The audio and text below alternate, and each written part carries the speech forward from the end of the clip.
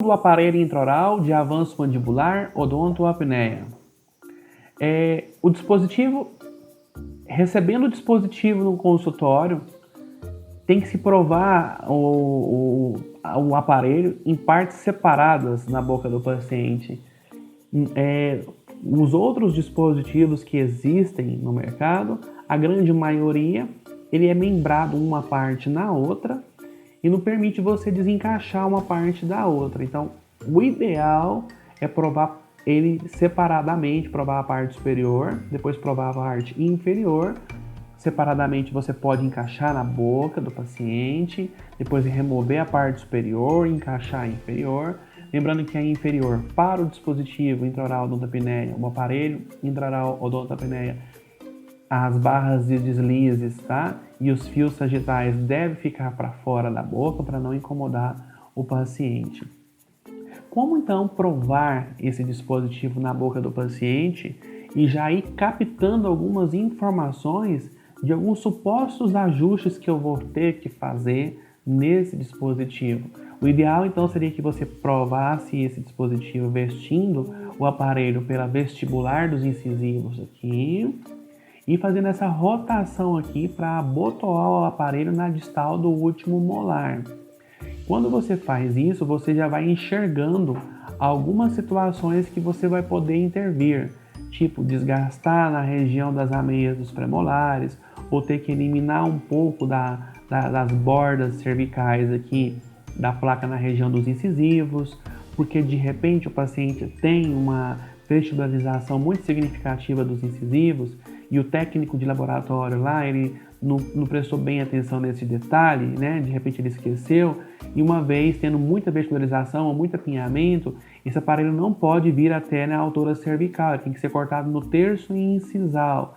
Então, de repente, se o aparelho dele estiver muito estendido à cervical dos incisivos, dificulta você abotoar o aparelho aqui na distal dos últimos molares. E se você até mesmo conseguir fazer isso, pode gerar uma pressão muito grande nesses incisivos. Isso acontece mais em coroas mais compridas, mais largas.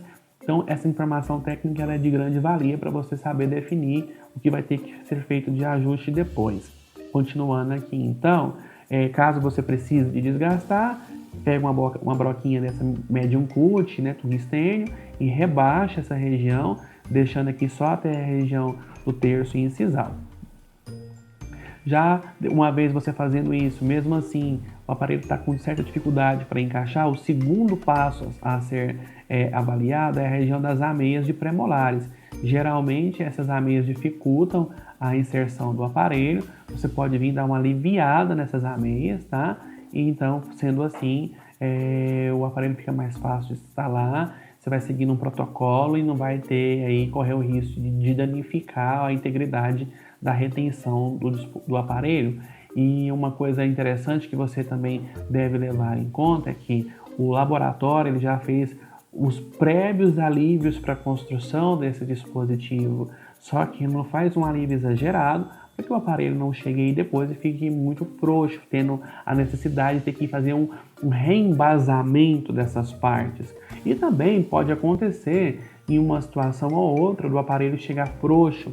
Isso acontece quando a boca ela tem baixa retenção nas coroas, são coroas curtas, pequenas, que não promovem tanta retenção. Então é normal ao instalar o dispositivo perceber uma situação ou outra que a arcada ficou frouxa, então o dentista deve moldar novamente essa boca, somente a arcada que ficou frouxa, encaminhar para o laboratório para que o laboratório possa fazer um reembasamento dessa parte. Então, somente a parte que ficou frouxa que deve se moldar novamente. Lembrando que isso acontece mais com frequência em casos de coroas curtas, né, e dentes super alinhados, nivelados, então isso pode acontecer sim.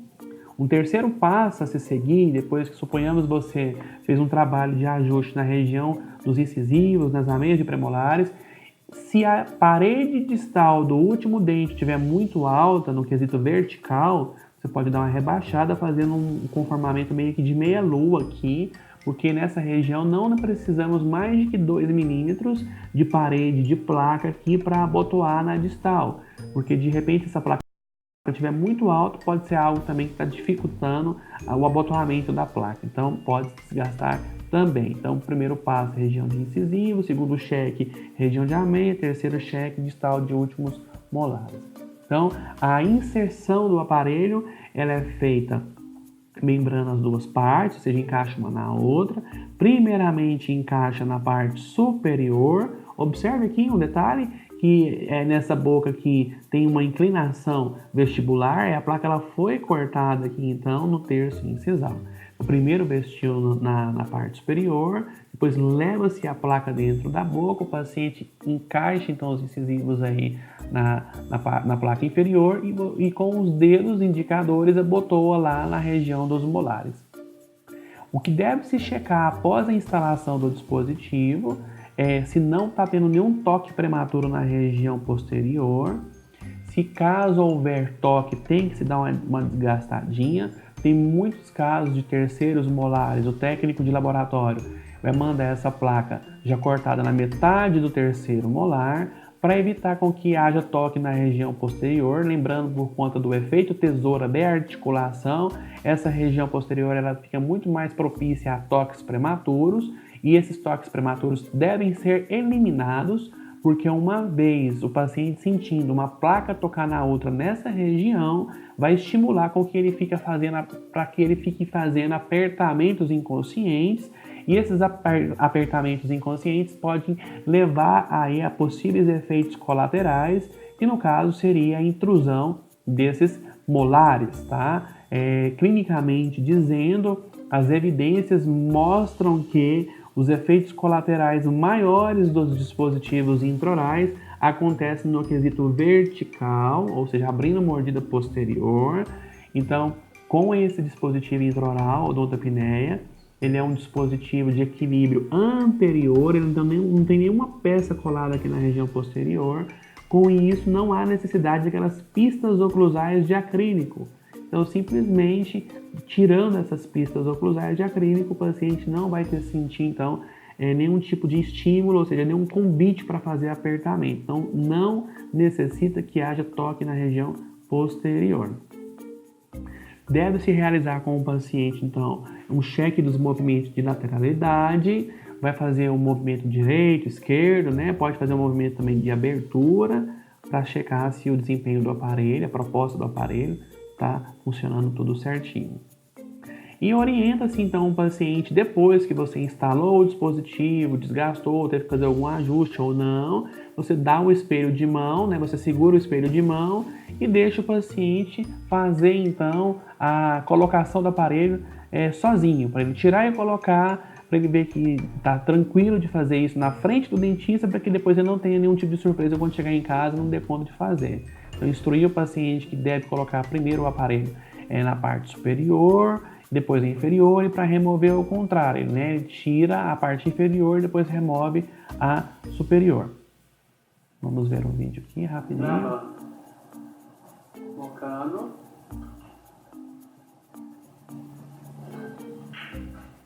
Tirando agora.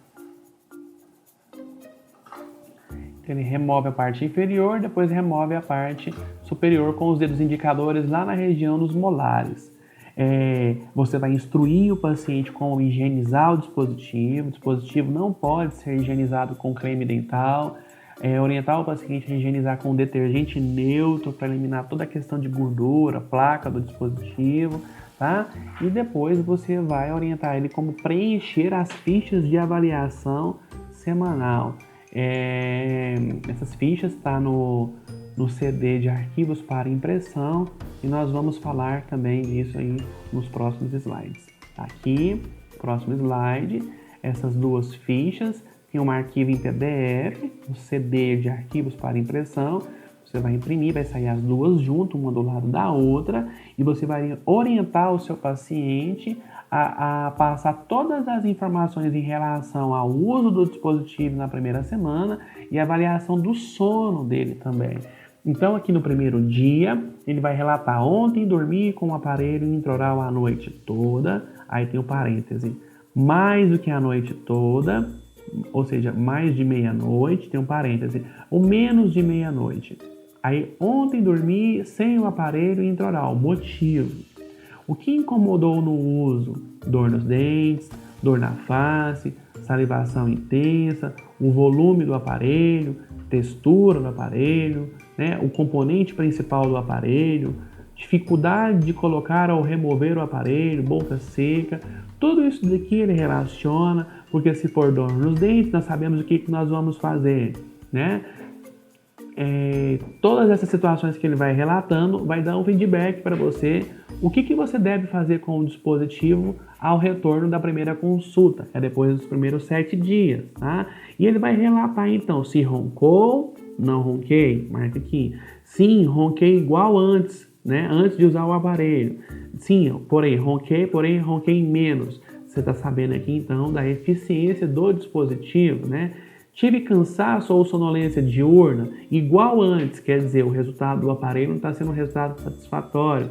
Melhor, né?